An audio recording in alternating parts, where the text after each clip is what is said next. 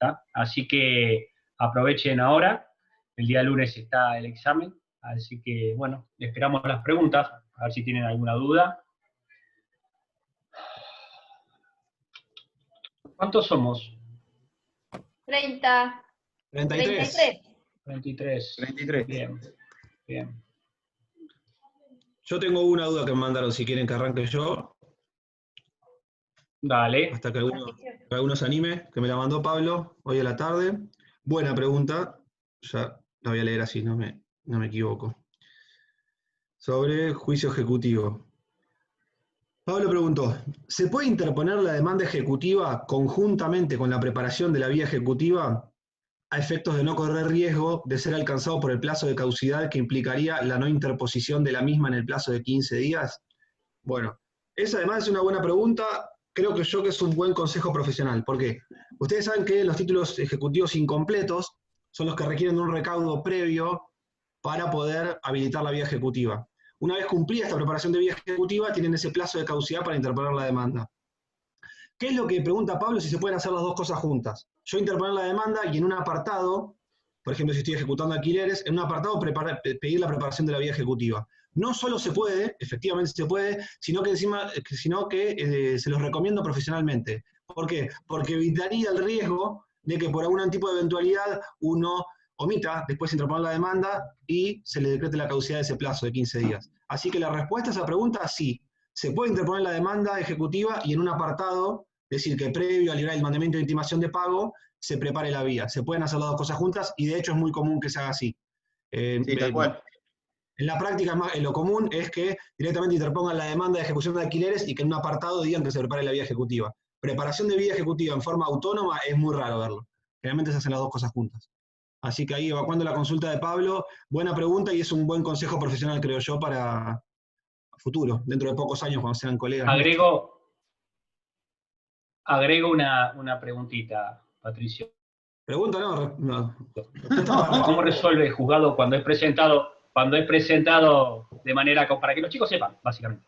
Es decir, el juzgado recepciona una demanda donde hay un punto, por ejemplo, un cobro ejecutivo de alquileres, donde hay un punto dentro de la demanda ejecutiva que habla de la preparación de la vía ejecutiva. Bueno, ¿cómo resuelve el juzgado esa situación para que los chicos sepan cómo viene el trámite? Bien, lo que hace el juzgado, si interpusieran la demanda en forma conjunta, es decir, interponen demanda de juicio ejecutivo y en un apartado preparan la vía, lo que hace el juez, como siempre, primero verifica los requisitos fiscales, previsionales, la competencia, todos los presupuestos procesales, no vamos a hablar sobre eso, y lo que hace es, como primera medida, ordenar la preparación de la vía ejecutiva. No se expide en torno a el fondo, es decir, no el fondo, perdón, sino a la habilidad del título ejecutivo. Prepara la vía, lo único que despachan en ese primer despacho es la preparación de la vía ejecutiva. Una vez que se cumpla con ese requisito previo, va a dictar ese proveído intimando de pago por mandamiento, como ya lo vimos anteriormente. Entonces, lo único que va a hacer el juez en el primer despacho, además de analizar los presupuestos procesales y el cumplimiento de requisitos fiscales y previsionales, es ordenar la preparación de la vía ejecutiva de la forma que sea, según sus expensas o alquileres o el título incompleto que se haya acompañado. Una vez cumplida esa diligencia preparatoria, recién ahí dictará el proveído intimando de pago y con cautelar si es que la pidieron o no. Sí, y lo que podría agregar, Patricio, es que muchas veces lo que también se ve es que tiene presente, digamos, va primero con la preparación de la vía ejecutiva, y lo más se deja aclarado en el primer despacho que se tiene presente para su momento procesal oportuno o lo que sea, digamos, como para decir, sí, te lo voy a tener presente en el momento que llegue, exactamente, cuando se termine con la preparación de la vía ejecutiva. Perfecto. Tengo una pregunta que me mandó Nancy, que me preguntaban qué diferencia hay entre el desalojo y el interdicto de recobrar. Bien, básicamente hay que entender cuál es el objeto del desalojo, bien, que es la obligación de restituir un bien, y siempre se habla de que tiene que existir o la existencia de un contrato en un desalojo, o que estamos hablando de un tenedor precario o intruso. Ahí ¿por qué el objeto? Ahí hace a la diferencia del interdicto de recobrar, porque el interdicto de recobrar se habla específicamente de la privación parcial o total de una posesión o la tenencia de una cosa mueble e inmueble. Ahí ya hay una diferencia. Y la otra diferencia es con violencia o clandestinidad. ¿Bien?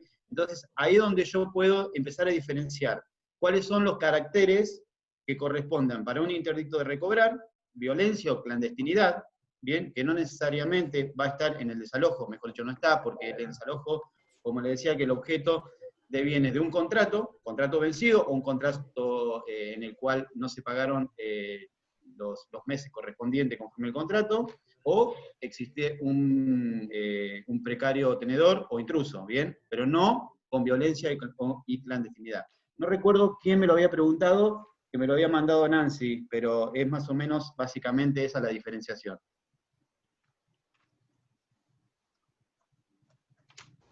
Sí, que le había preguntado, creo que Luisina. Bien, bien. No sé si estará hoy en la charla. Parece que no. No importa, ve el video después. Ah, sí, ahí está. Ahí viene una pregunta de Pablo. Dice si las dos son acciones personales, la de desalojo y la de interdicto. ¿Decís, Pablo?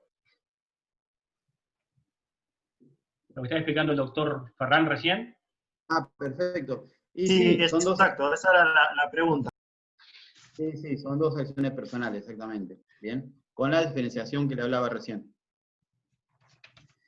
Porque básicamente, cuando yo expliqué de los interdictos, el de retener, el de recobrar, bien, esos interdictos siempre le explicaba que todos tenían una característica muy particular, que tenían una acción real a posterior, luego de ese interdicto iniciado. Bien, entonces, ahí ya específicamente le estamos diciendo que son todas acciones personales. También preguntan acá qué pasa con la sentencia de desalojo. ¿Quién es iPhone? ¿Qué pasa con la sentencia en el desalojo? En el desalojo, ¿quién es iPhone? ¿Qué pasa en qué sentido? Exactamente, eso es lo que quiero ¿A qué te referís preguntar. con qué Lucía pasa? Paniagua.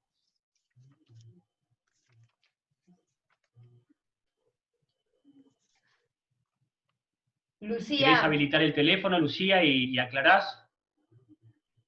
Yo creo que lo que están pidiendo me parece que debe estar hablando de cuál es el efecto, me imagino. ¿Bien? Sí, dice eso. ¿Cuál es el efecto? El efecto de la sentencia de desalojo es recuperar la tenencia del bien. Me imagino que debe ser ese lo que está preguntando, no sé. Sí, el efecto de la sentencia. Sí, dice que es eso. Sí.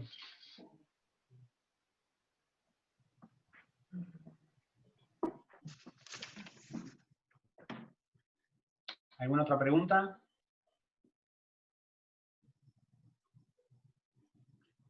A ver, para mí, de Juan Martín Cardén. En el recurso extraordinario federal, la Corte Suprema puede ejercer tanto casación positiva como negativa al resolver, sí. Artículo 16 de la Ley 48. Sí. De nada, Juan Martín. Están muy callados, Carlos, ¿eh? Me parece que saben mucho. Vamos a ir a cenar temprano, me parece. Sí, están... Sí. Saben mucho. Yo tenía una pregunta bien, para hacer. Tengo una pregunta. Mercedes Martiarena. Bien, ¿a Sí. qué profesor? Al doctor Lopo. Bueno. Estoy un poco perdida igual ¿cómo es? En el cumplimiento de la sentencia de remate. Sí. Según la ley 14.238, dice que se debe depositar, o sea, el depósito en garantía es el 5% del valor de base. Hasta el 5%. Hasta el 5%. Que lo decide el juez el monto de depósito en garantía. Sí.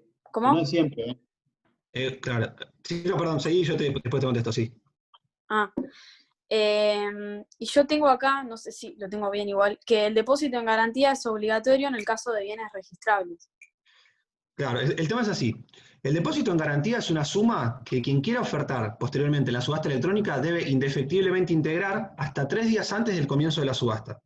En caso de que la subasta sea de un mueble no registrable, el depósito en Sí. garantía puede o no darse si lo decide el juez. Es decir, hay que hacer un depósito en garantía de tanta suma o no. Ahora bien, si la subasta fuera de un bien mueble registrable o de un bien inmueble, el depósito en garantía es obligatorio. Lo que va a fijar el juez es qué porcentaje se debe depositar en garantía, que es hasta el 5% como máximo. Bien, esa suma Claro. tiene que estar 3 días antes de que comience la subasta electrónica. Si uno no lo deposita, después no podrá realizar ninguna oferta. Ah, perfecto. Y Acá después tenemos a un tengo, experto en subasta electrónica, que es el doctor Ferrán, que da clases por todos los departamentos judiciales del tema.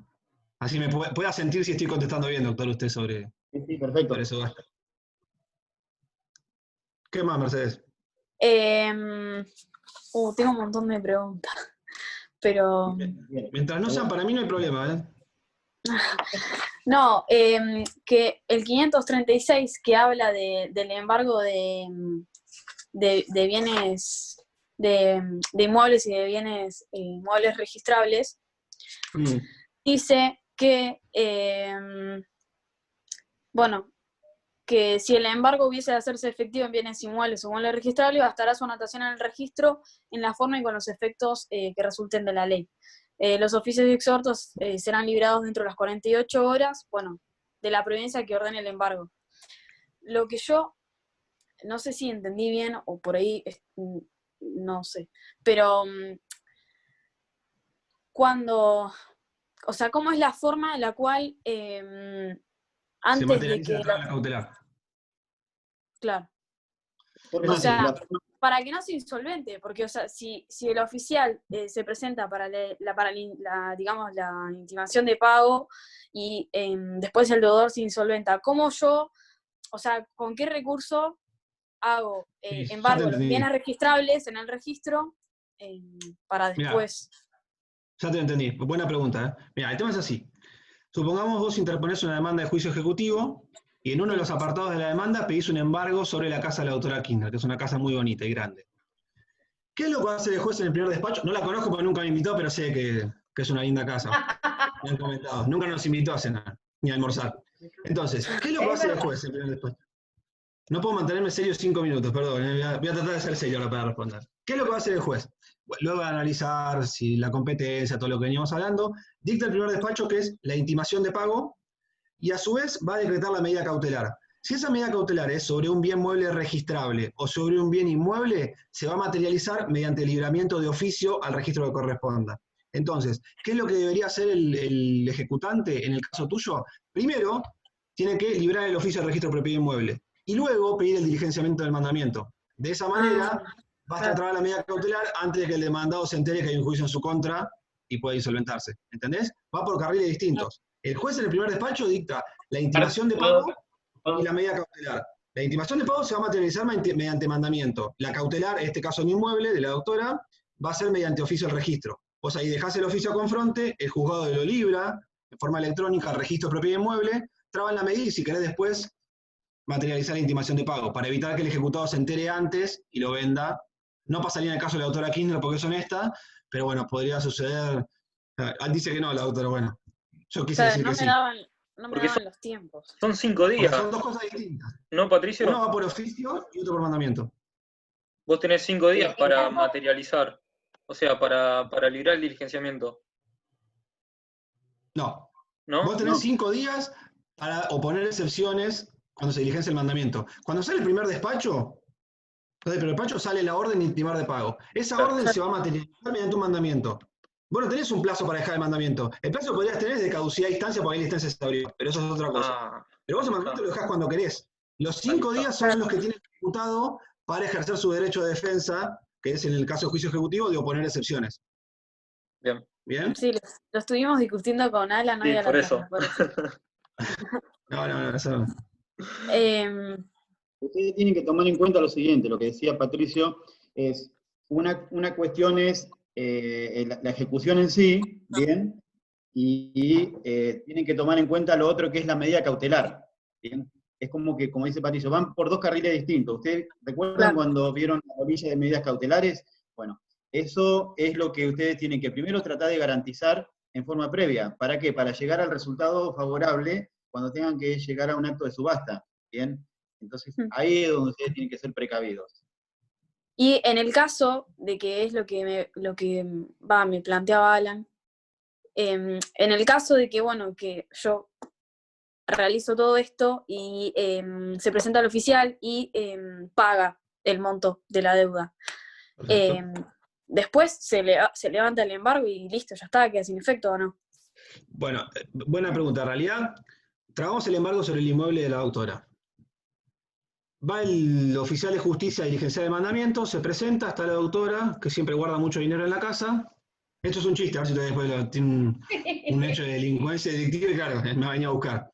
La doctora tenía plata en ese momento y paga todo. Perfecto. ¿Qué es lo que hace el juez? Verifica si el mandamiento de intimación de pago lo que tiene que cubrir es el capital, que es el importe que se reclama, más una suma presupuestada para costas. Lo que se va a hacer ahí, si la suma de dinero alcanza para cubrir todo, ¿cómo? Que normalmente, Patricio, aclararle que la suma presupuestada es para garantizar justamente los intereses y lo que le llamamos costas, y que normalmente en los juzgados uno determina entre un 30% aproximadamente, que es lo que correspondería a garantizar todos los gastos del proceso. ¿Bien? Entonces, si las sumas que desembolsó la doctora alcanzaran para cubrir la totalidad del crédito, ¿qué es lo que hace el juez? Primero regula honorarios. Una vez que regula honorarios a los abogados, se tienen que abonar los honorarios, abonar los aportes, y una vez que eso esté cancelado y cancelado el crédito, ordena el levantamiento del embargo. ¿Por qué le digo que tienen que estar abonados los honorarios y los aportes? Porque el artículo 21 de la ley 6716, que es la que regula la caja de previsión de abogados, impide los levantamientos de cautelares hasta tanto no estén satisfechos del pago de honorarios y aportes. Bien, entonces, reitero, si sucediera que el juez ordena intimar de pago y además ordena el embargo de un bien inmueble, se libra el oficio del registro de propiedad inmueble, se traba la medida cautelar y cuando libramos el mandamiento, la doctora Kirchner cancela la totalidad de la deuda. ¿Qué va a hacer el juez? Va a proceder a regular honorarios y si toda la suma esta que entregó la doctora alcanza, una vez abonados honorarios y aportes, va a ordenar el levantamiento de la medida cautelar, que se efectiviza librando un nuevo oficio al registro de propiedad inmueble diciendo levante esta medida cautelar porque el juicio ya está terminado. Claro. ¿Bien? Está bien. Y tengo otra pregunta. La verdad que no entendí el 553 que hace referencia al Fianza. efecto y fianza. Sí, no lo entendí, para nada. Es difícil ese. ¿Qué pasa con la fianza? Cuando se dicta sentencia en un juicio ejecutivo, en principio, la apelación con esa sentencia se concede. ¿En qué forma? Me queda bien. ¿Con qué forma se concede la apelación de una sentencia de tránsito y remate, una sentencia de juicio ejecutivo? Con suspensivo, excepto que pague fianza. Forma. Entonces. ¿Forma? Perdón. Acción. Pará. En relación. En relación. Eso, suspensivo y en relación. Bien. Recuerden que libremente solo contra sentencia definitiva de juicio ordinario o sumario. Sí. Entonces, en el caso de una sentencia de juicio ejecutivo, si se apela a la sentencia de un juicio ejecutivo, el juez la va a conceder en relación y con efecto suspensivo. ¿Qué quiere decir con efecto suspensivo? Que uno no va a poder hacer cumplir esta resolución atacada hasta tanto se expida la Cámara. ¿Existe alguna posibilidad de modificar ese efecto? Es decir, de que yo pueda hacer cumplir mi sentencia Claro. porque estoy seguro que tengo razón o Con la porque fianza. por algún otro motivo. Sí, siempre y cuando yo preste fianza. Bien, ¿qué fianza? El juez va a fijar un monto de fianza o la fianza que estime pertinente y nosotros tenemos 5 días para integrarla. Si el ejecutante integra esa fianza, el recurso de apelación deducido por el ejecutado se va a conceder en relación, pero con efecto devolutivo. ¿Bien? Ese es Claro. la posibilidad de hacer cumplir la sentencia de tránsito y remate a pesar de estar apelada. Claro. ¿Bien? Vos das fianza para garantizar que si eventualmente la Cámara da vuelta a esa resolución, la revoca, mejor dicho, y te deniega la ejecución o lo que sea. ¿Bien? Sí. Y si no es así, perdés la fianza, ¿o no? Si no es así, ¿cómo? O sea, si la Cámara en realidad... La Cámara te revoca la sentencia, decís vos. Claro. Si la Cámara revoca la sentencia, la fianza se utiliza para pagar los gastos que genere el... Justamente es esa la Ese es el finalidad de la motivo. fianza. Claro. ¿Bien? Mm, ¿Qué más? sí. Em,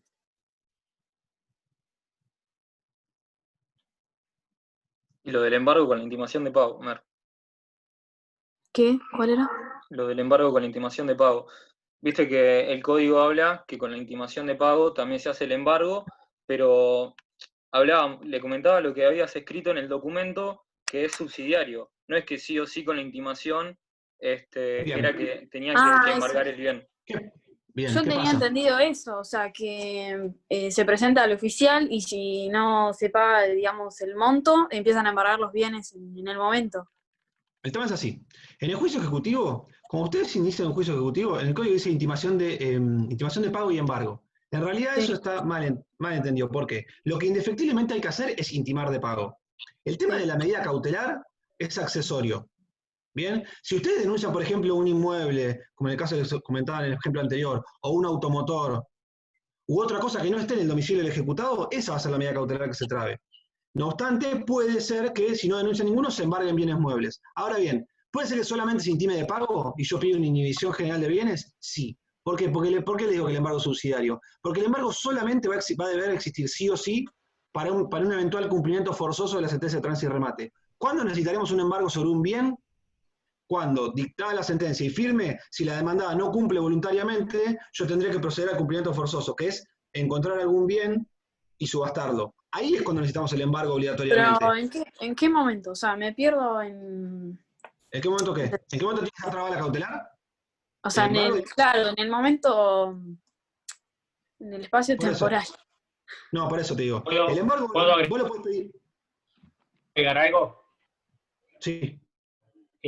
Cuando ustedes ejercen la profesión y van a ejecutar un título ejecutivo, inician la demanda ejecutiva, la base de esa demanda es el título ejecutivo y la idea de ustedes es cobrar algo. Sí. Entonces, puede ser que conozcan bienes o que no conozcan bienes. ¿Está? De acuerdo a eso, ustedes van a actuar en consecuencia. Como el doctor Gropo dice, puede ser que si no conocen bienes soliciten una inhibición general de bienes y solamente se habilite la intimación. Puede ser que se intime y se embargue bienes muebles no registrables, o puede ser que ustedes conozcan algún bien mueble, registrable o inmueble. O puede ser que haya caja de ahorro, cuentas, Claro, haberes, sueldo. corrientes. Puede ser que haya un sueldo. Entonces, en función de los bienes que ustedes conozcan, van a solicitar esa medida cautelar. Si, por ejemplo, hay un sueldo y ustedes van a trabar un embargo sobre la proporción que indica el decreto 484 del 87, trabarán esa medida cautelar y después será una intimación de pago únicamente. Por eso, la estrategia de qué medida cautelar van a solicitar depende si conocen o no bienes. Puede ser que ustedes inicien, esto tiene que ver tal vez con la práctica, ¿no? Puede ser que ustedes inicien la demanda ejecutiva, no le conozcan bienes y pidan un índice al titular al registro de la propiedad de manera extrajudicial y se fijen si hay algún bien dentro de la provincia de Buenos Aires. ¿tá? O un informe a la Cámara Nacional de Registro Automotor y se fijen si hay un bien registrado en un automotor. Entonces, en función de lo que ustedes ubiquen, van a solicitar esa medida cautelar. AFIP, por ejemplo, AFIP ni se gasta en buscar bienes. AFIP te pide la inhibición general de bienes. Y además solicitan informe al central y que indiquen que todas las entidades bancarias le digan si hay cuentas, cajas de ahorro o lo que fuere. Y en función de eso actúan. Lo que es importante, chicos, y acá me permito hacer una acotación personal, esto es para el ejercicio de la profesión, que se van a dar maña. Hay un principio general del derecho que es se embarga antes de intimar. Los que ejercimos la profesión sabemos que es así. Se embarga antes de intimar. ¿Está? Eso punto 1. Punto 2. Si no se conocen bienes, puede ser que una inhibición sea un golpe muy fuerte a futuro para esta persona. ¿Está? Entonces que necesiten el día de mañana levantarlos. Por algo lo usa FIP siempre. A lo que voy es que, y esto es un tema personal, ¿no? Ustedes cuando estudien proceso ejecutivo, estudien bien las 3 etapas. Estudien bien qué ocurre desde la demanda ejecutiva hasta la intimación de pago, qué es todo lo que puede pasar, cuáles son los títulos ejecutivos, ¿tá? Porque la primera parte es lo que puede hacer el ejecutante. ¿Cuáles son los títulos ejecutivos? ¿Cuándo se tiene que preparar la vía ejecutiva? ¿Qué medidas cautelares y cómo se traban? Es decir, si no hay bienes o si hay bienes. Y si hay bienes, ¿qué tipo de bienes y cómo se traba esa medida cautelar?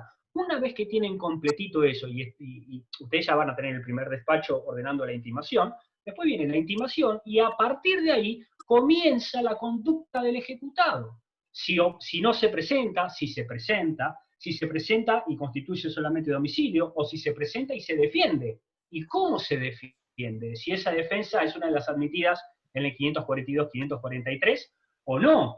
A ver si la rechazan de manera, si la consideran inadmisible y la rechazan sin sustanciación. O si es una de las establecidas en el 542-543, ¿cómo ofrecerla?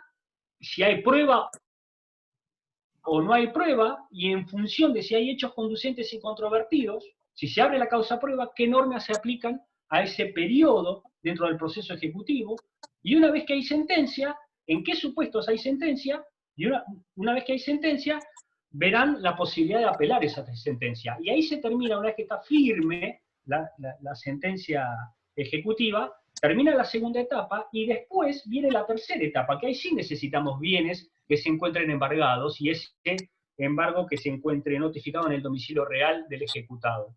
Entonces, ustedes van a tener qué hace en la primera parte el ejecutante, en la segunda parte qué hace mayormente el ejecutante, y en la tercera etapa, una vez que hay sentencia firme, que hay un embargo de un bien, cómo transformar ese bien en plata. Eso Claro. es la subasta. O todos los actos que vienen para ahí. Y una vez que hay plata, ¿cómo la repartimos? Esa es la idea del proceso ejecutivo, por más que sean cierta cantidad de artículos. Es eso lo que nosotros, y van a ver que les va a llevar mucho más tiempo la tercera etapa que la primera y la segunda, lejos, porque Lejos. hay ciertos requisitos que, ustedes tienen que tener presente eso, cómo funciona el trámite. No sé si fui claro, yo no me quiero meter en el tema de quién es el más destacado para mí, junto con el doctor Ferran, que es el doctor Gropo, en este tema, pero de subasta judicial, digo, ¿no? Pero realmente tienen que entender cómo funciona el sistema, porque ustedes, la función de esto es cobrarse lo que le debe al su cliente, este es el sentido. Y ustedes lo van a hacer de manera más rápida cuando sean más eficientes, en el tiempo y con la medida cautelar que vayan a utilizar. Eso me permití decir nada más, porque es lo que nosotros vemos un poco en el ejercicio profesional. Sí, yo, bueno, Perdón, pero te hago una aclaración. En definitiva, lo que vos efectivamente necesitas al comienzo, durante toda la tramitación del juicio hasta la sentencia, es que haya sido intimado de pago. El embargo, es lo que decía el doctor recién, que es cierto, siempre uno se va a hacer primero de la cautelar. ¿Por qué? Para evitar justo lo que vos decías antes, que vendan el bien o que hagan lo que sea. Ahora, ¿es obligatorio que haya embargado algo durante el trámite de juicio ejecutivo? No. Lo que es obligatorio, que es un trámite irrenunciable, es que haya sido intimado de pago. ¿Cuándo va a ser obligatorio que haya un embargo debidamente trabado y notificado? Al momento del cumplimiento de esa sentencia. ¿Por qué? Porque el inmueble a subastar, para poder subastarlo, vos previamente lo tenés que haber embargado, notificado ese embargo y que esa resolución esté firme. ¿Bien? Entonces, sin perjuicio que el código dice intimará de pago y embargo, no. Lo obligatorio es intimar de pago. El demandó decirle, Cristina Kirchner, usted debe la suma de tanto más tanto. Si quieren, también pueden traer una medida cautelar, que siempre se da porque justamente para garantizar el cobro de la deuda. Ahora, como obligatorio, el embargo tiene que darse en la etapa de cumplimiento forzoso de la sentencia de tránsito y remate. Es decir, yo tengo una sentencia, Cristina no quiere pagar voluntariamente, bueno, tengo que hacerle cumplimiento forzoso. Voy a subastarle la casa. Para poder subastarle la casa, tengo que haber sido sí embargado, notificado ese embargo y que esté firme. Es decir, si no lo apeló o si se apeló, que ya esté ejecutoriada. ¿Se entiende? claro, entonces, sí, ahí lo entendí. Pero entonces no necesariamente cuando se intima de pago, el oficial va a embargar los bienes que estén ahí. De hecho, en la práctica, la medida cautelar más común es el embargo de un bien inmueble. Solamente intima de pago el oficial de justicia. El 90% de los ejecutivos tienen o embargo de inmueble o embargo de salario, casi todos. O algún dado, pero finalmente embargo. Entonces, en estos casos, el oficial de justicia lo único que hace es intimar de pago. No le dice, no me quiere pagar, doctora, le voy a sacar ese televisor de 50 pulgadas que seguramente la doctora tiene, o el home theater, o alguno de esos muebles modernos que debe tener la doctora. Entonces, por eso les digo, puede embargarse bien sí. En la práctica, la realidad es que lo que uno busca primero es embargo de un bien inmueble, o embargo de sueldos, o embargo de un mueble registrable. En ese caso, el oficial de justicia lo único que va a hacer es intimar de pago, bueno, diligenciando el mandamiento y nada más. ¿Bien? Pero podría hasta darse un supuesto de que yo solamente quiero intimación de pago y no quiero que haya embargo, no quiero que haya cautelares.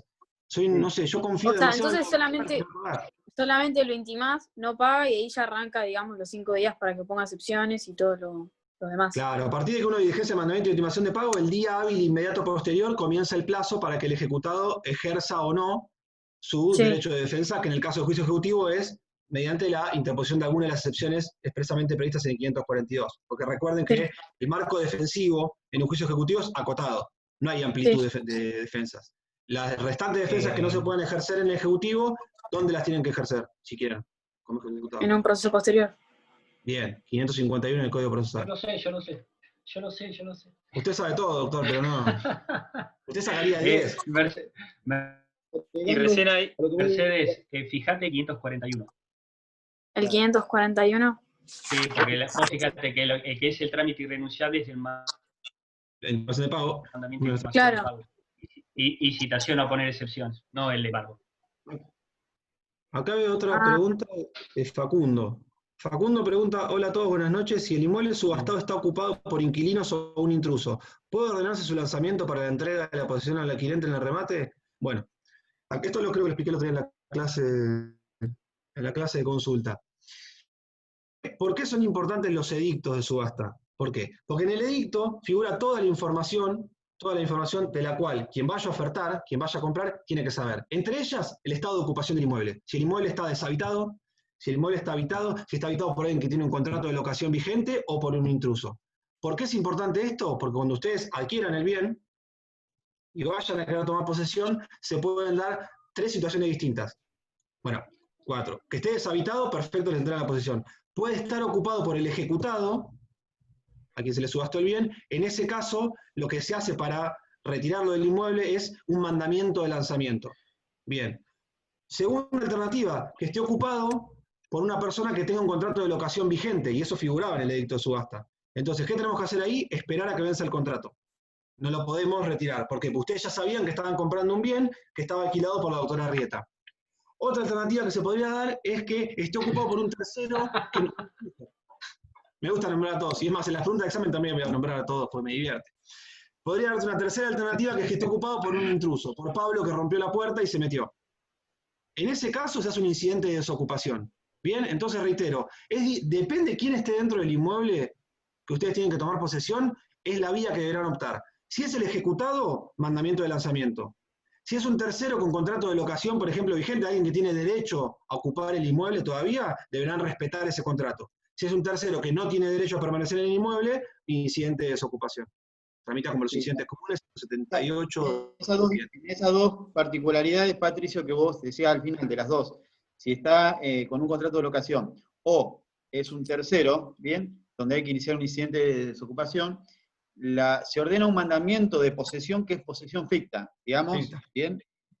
No es la posesión efectiva, digamos. ¿Por qué posesión es importante esto de la posesión ficta? Porque a partir de la posesión ficta cambia el estado de titularidad, en cierto modo, y aparte de las obligaciones de ese bien, ya sea si hay expensas, ya sea si hay impuestos y servicios. Y también, ¿por qué la posesión ficta? Porque a partir de ahí ya puede hacer ejercicio del incidente de desalojo o lo que corresponda.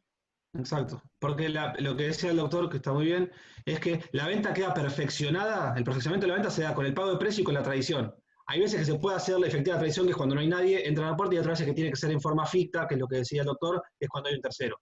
Entonces la venta queda perfeccionada con pago del saldo de precio más tradición del inmueble, que en algunos casos puede llegar a ser ficta, que es cuando hay una persona dentro. ¿Qué más?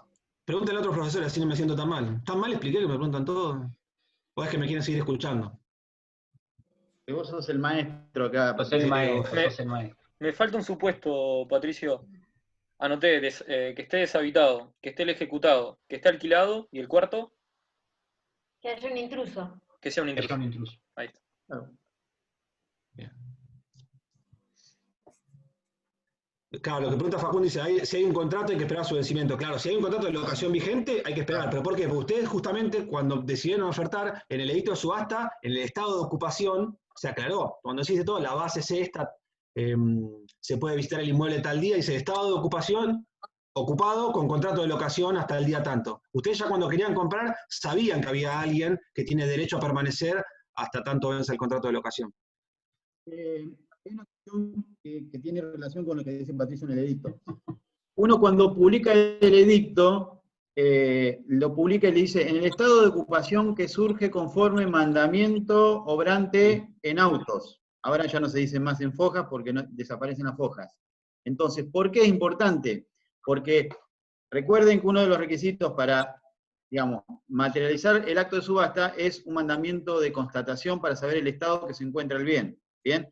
Entonces, si en el mandamiento dice que está ocupado por el ejecutado, o si dice que está desocupado, o si dice que está ocupado por el locatario, o si dice que está ocupado por un tercero. Eso es lo que le va a servir a la parte entender en el estado que se encuentra. También puede suceder que en ese transcurso de la publicación de edicto al acto de posesión varíe la circunstancia. Al variar las circunstancias, supongamos que esté desocupado, pero cuando va a querer tomar posesión está ocupado por un tercero, y bueno, lamentablemente va a tener que iniciar un incidente de desalojo. ¿Bien? O sea, nadie, siempre se entiende que nadie le va a garantizar de que porque en el edicto salió publicado, por eso uno se le pone el estado que se encuentra según las constancias de autos, y con las variaciones que pueden surgir. ¿Bien? Entonces, puede variar la circunstancia, como le decía, de la publicación del edicto a la toma de posesión luego del acto de subasta.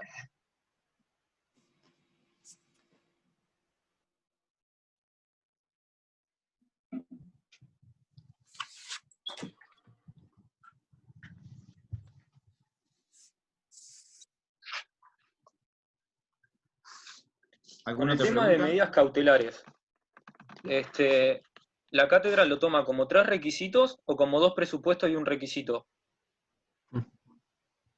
Bien, estás hablando de verosimilitud en el derecho, peligro en la... Exactamente, y contra cautela. Bien. En realidad depende del autor. La contracautela lo que va a hacer es asegurar que ante una solicitud que no que después fuera, digamos, que fuera maliciosa, que en realidad, a ver, corríjanme acá, Patricia y Félix, en la vida real jamás vi después que se reclamen los daños y perjuicios por una medida mal pedida, quizás con exceso, porque en realidad uno hace la solicitud y si se dan los presupuestos de verosimilitud del derecho y peligro en la demora, el que va a otorgar esa medida va a ser el juez, que va a analizar esos presupuestos. ¿Ustedes vieron en la práctica algún caso después de...? No. Yo no. Pero sí. Está previsto, claro. Claro, no, en la práctica no se ve, pero sí existe porque ¿qué sucede si esa medida fue mal pedida? Digamos, por lo menos está protegido en el cual la medida le afectó. Básicamente es eso, pero no. Claro. No, yo no he visto. Pero presupuestos en realidad son los dos primeros, chicos, tengan en cuenta eso. Verosimilitud del derecho y peligro en la demora. A mayor verosimilitud, menor contracautela. Claro. Y sepan distinguir también eso, porque esto es un error que veo en los parciales cuando son orales. A veces preguntamos los presupuestos y nos contestan con las características de los medios. Sepan diferenciar, por un lado las características y por el otro los presupuestos. Bien. Hago una acotación a lo que decían así. Es cierto que yo tampoco vi nunca en 15 años que haya habido un juicio de daños por una medida cautelar mal trabada, pero también se da porque en el caso que la verosimilitud en el derecho o el peligro en la demora no sean muy patentes, pero el juez quiere dar una medida cautelar, lo que hace es fijar una caución real alta. Entonces, por ejemplo, a mí me acuerdo en un juicio en el juzgado 2, en uno de los que tramito, que era contra una empresa pesquera, y la medida cautelar era un juicio peligroso, entonces correspondía a dar una medida cautelar. Pero le pusimos una caución real de $20.000. Entonces, el actor en ese proceso la depositó. Pero la propia persona que pide esa medida cautelar, al ser una caución real tan alta, él mismo verifica y dice, che, esto me podrá salir mal, y después ser pasible de que me interpongan un juicio de daños por esta medida cautelar mal trabada. Entonces, por eso es que es muy raro que se dé en la práctica. Porque en todas aquellas cuestiones que sean espinosas, normalmente el juez va a fijar una caución real alta y el actor que la tiene que depositar o ofrecer un bien embargo, lo que sea, para poder satisfacerla e inscribir esa medida cautelar, también lo analiza. Entonces es muy complejo no, es muy difícil que en la práctica se vaya a dar un supuesto en el cual haya una medida cautelar mal trabada y que sea pasible de ese juicio de daños. No obstante, está previsto en el código, obviamente, ¿no? Por eso es que no se ve en la práctica.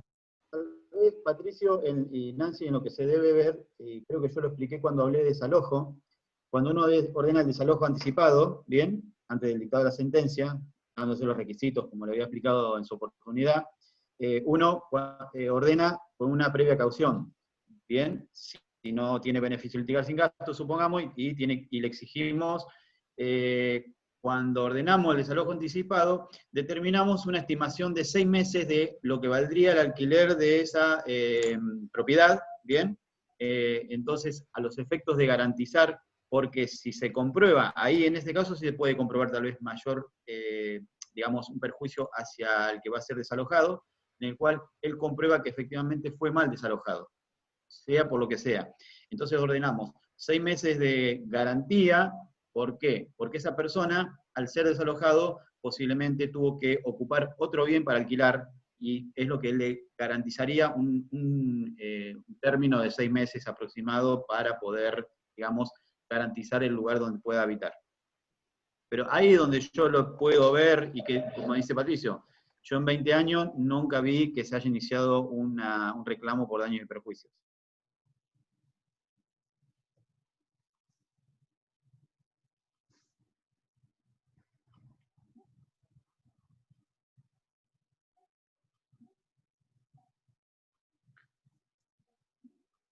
Bueno, creo que no hay preguntas.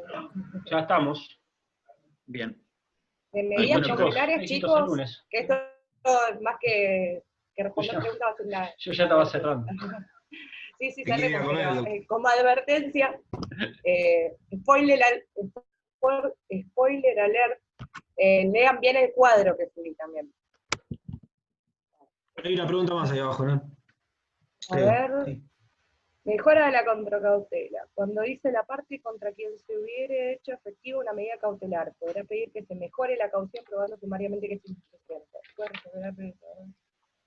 A ver, después resolverá previo traslado a la otra parte. No entiendo, el demandado lo pide, pero no me queda claro cuándo lo pide. Claro, acá lo de mejora de la contracautela es, el juez fija un monto de caución, de contracautela, ¿sí? ¿Qué pasa? El actor, el peticionante de la medida, ¿sí?, considera que es insuficiente, que no va a, perdón, el demandado considera que tiene su derecho y el actor que la caución del que puso el actor es insuficiente, que no va a cubrir los daños y perjuicios que van a generar, porque la realidad en definitiva está pidiendo una medida y no tiene razón. Esa es la lógica. No entiendo cuál es la pregunta, principalmente. Se le va a dar traslado porque lógicamente ya está trabada la medida, estamos hablando de una medida que ya está trabada. No sé si era eso lo que estás preguntando, porque me copiaste, Ornella, no sé si estás por ahí. Sí, me puso ok, ¿no? Sí, dijo gracias. Ah, bueno, bien, porque copié el artículo, no entendía cuál era la pregunta. Bien. La medida de no innovar, bueno, mi medida de no innovar es no cambiar el status quo de una determinada situación. Por ejemplo, una medida de no innovar se va a pedir para frenar la construcción de un edificio, por ejemplo. Claro, exactamente, era el ejemplo esa es la más común. iba a dar, y se da también con el tema, es la medida que va de la mano con el interdicto también en este caso. Acá hay una para el doctor Turina, creo, el certiorari. Mira, perdón, antes hago una acotación. La medida no innovar, Sí. una muy común, pasa, por ejemplo, yo hace poco resolví una en la cual en la terraza de un edificio un propietario estaba construyéndose un quincho. Lo estaba levantándose un quincho, bastante lindo lo que se ve en las imágenes. Entonces, ¿qué pasó? El administrador del consorcio interpuso una medida cautelar solicitando la prohibición de innovar.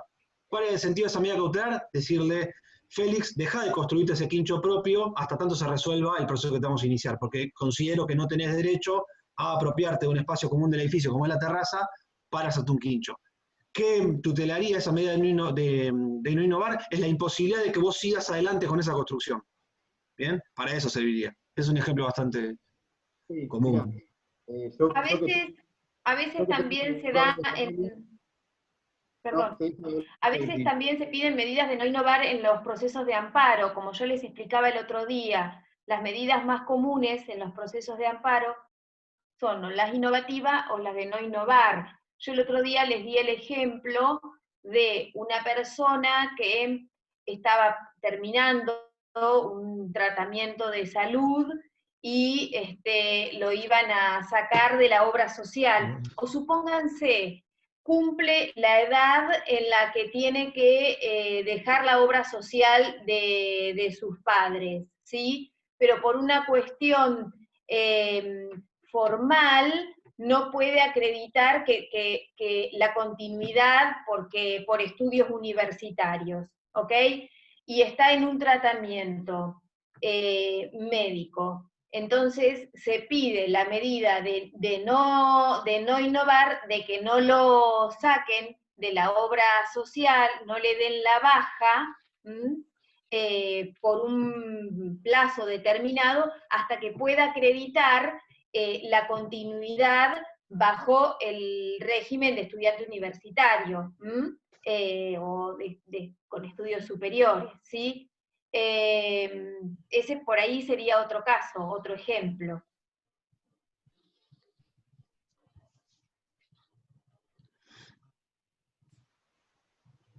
Hay una pregunta de certiorari ahí. Para mí, a ver, el certiorari, por lo que entendí, es diferente en nación que en provincia, ¿no? Sí. En realidad,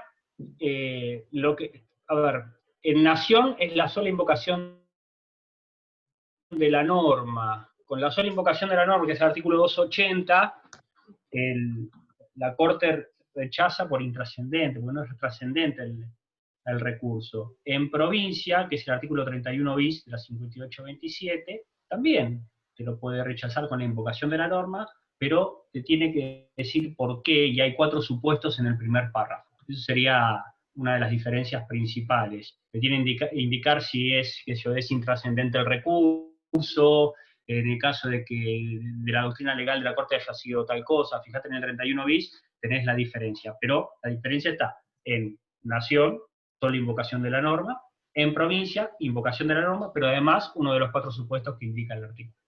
Y a Carlos que debe estar motivado, si no recuerdo mal. ¿No? Sí, también, sí. En realidad,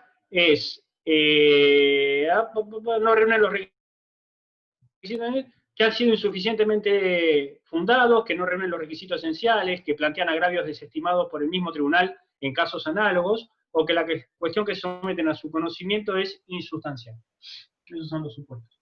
Un poquito más desarrollado, un poquito más motivada debería ser la resolución, pero esa sería la diferencia.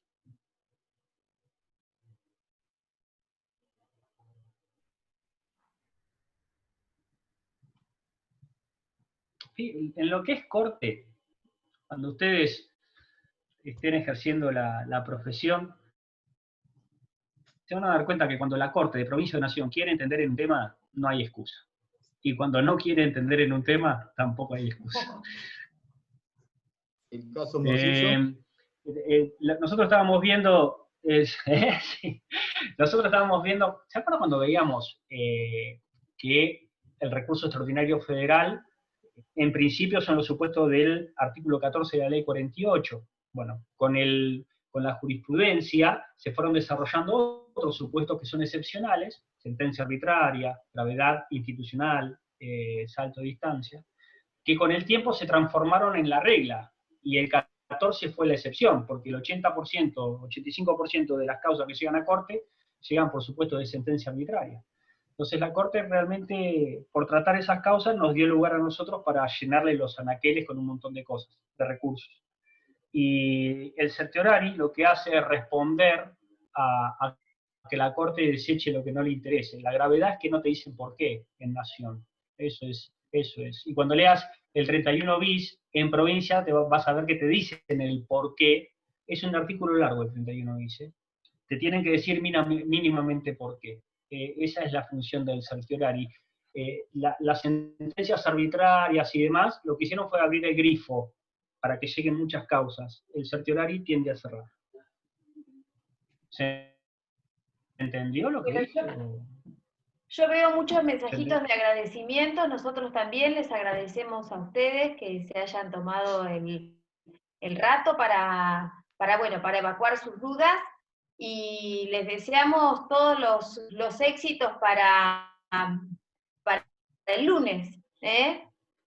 Estudien, lean bien las consignas, ya saben cómo es la modalidad de los exámenes, ya saben cómo son la forma de tomar, así que lean bien las consignas, si dice conteste verdadero o falso, si pide justificar, si hay que indicar la opción correcta o la incorrecta, ¿sí? Tómense un momento para leer la consigna antes de contestar.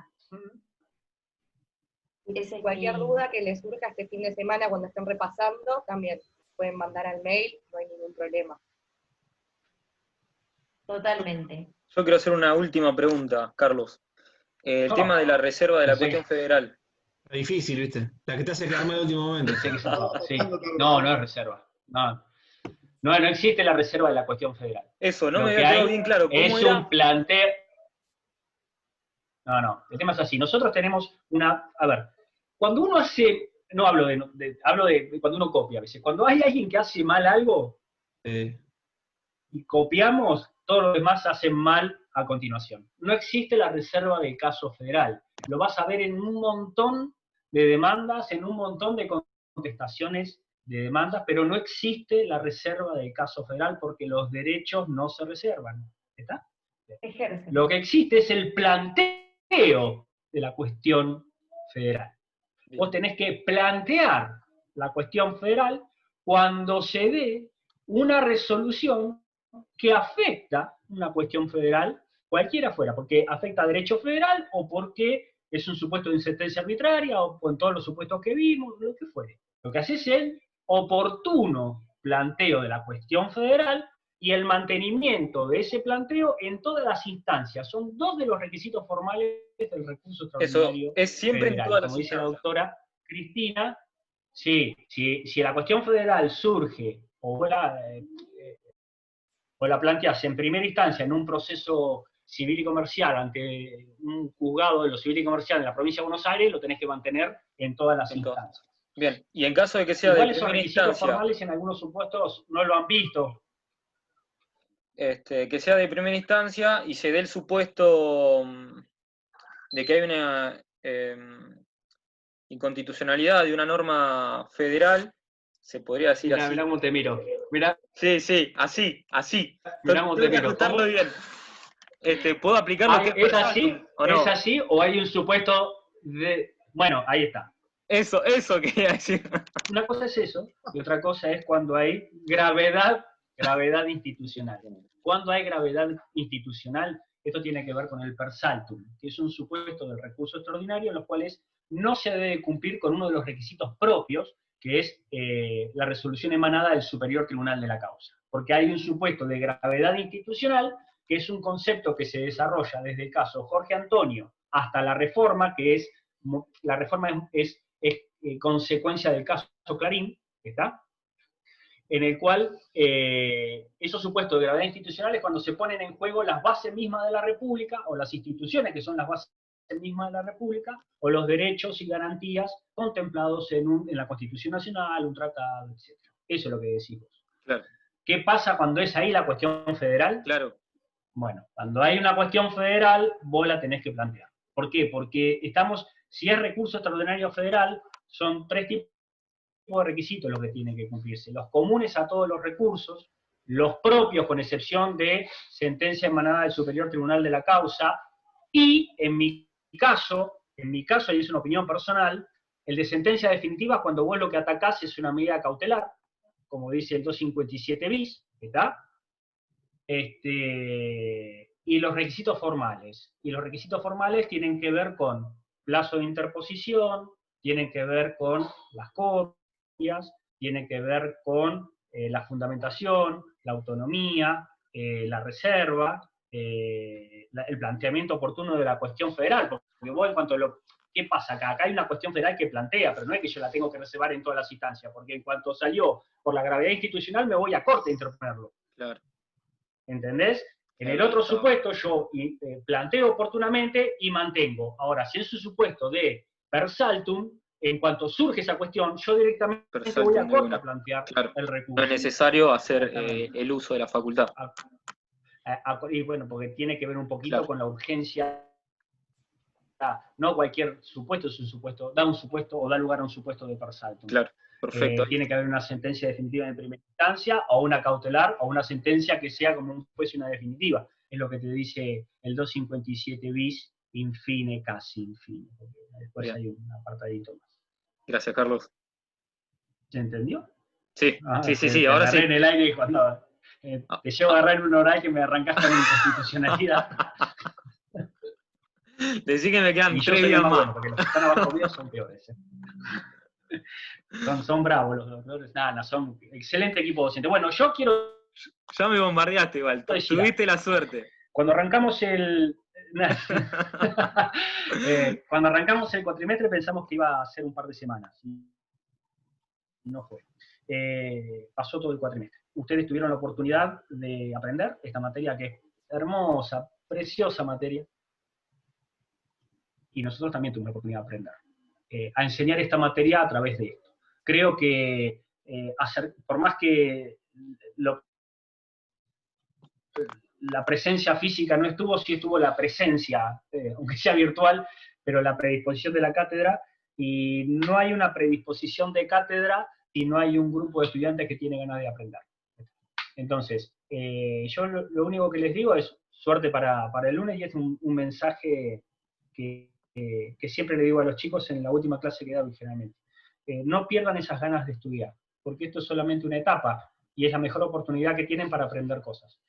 Pero ustedes son los que nos van a suplantar a nosotros el día de mañana, y nosotros lo único que yo aspiro, y creo que el resto del equipo que no sea tan rápido, que no se trate tan rápido, es a contagiar la pasión por el derecho. No, es contagiar la pasión por el derecho, y esa pasión y esa motivación que tenemos tiene que ver con las ganas de los estudiantes. Así que yo los felicito por la cursada que tuvieron, espero que estén contentos con nosotros estamos contentos con ustedes.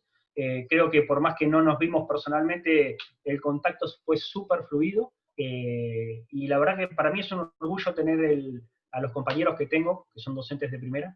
Es un orgullo la facultad, para mí, es un orgullo para mí dar clases, y la verdad que cuando veo gente así como ustedes que le pone ganas en estas circunstancias que hace 5 meses que estamos metidos adentro, la verdad que es un verdadero placer, y bueno, para lo que necesiten, chicos, una vez terminada la cursada, y el resto de los chicos también, para cualquier consulta. Gracias, Carlos. Listo. Bueno, por mi parte ya estoy. No sé. ¿Horario de examen? No sé si 15 horas cosa. también. Sí. Perfecto. 15 horas. Después modalidad, tiempo y todo, como la vez pasada. Exactamente. Lo mismo. Bien. Lo mismo. Perfecto. Faltan las preguntas, cuáles son las preguntas de examen también. Ya sería mucho eso. Lo que vamos a hacer es que sean en inglés, así les damos un grado de dificultad más. No. Ya está. El cuatri que viene nos vemos entonces. En latín. Qué jeringoso. Bueno, mucha suerte a todos, los saludos, han sido un grupo muy lindo, la verdad, muy homogéneo todo. Así que un saludo para todos y muchos éxitos para el lunes. Muchas gracias. Gracias, muchas gracias. Hasta luego. Adiós. Bueno, chicos, nos vemos el lunes. Chao. Chao, profe, buenas noches.